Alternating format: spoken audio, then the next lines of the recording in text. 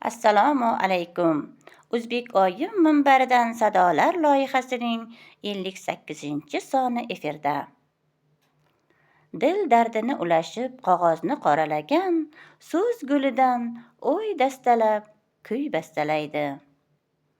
Hayot qozonida pishib yetilgan turmush chorrahasida sirpanmaydi.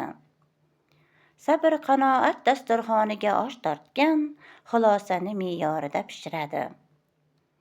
Bilakni omburdek qisib joyiga mixlagan gazak yarani ko'z-ko'z qilishni istamaydi.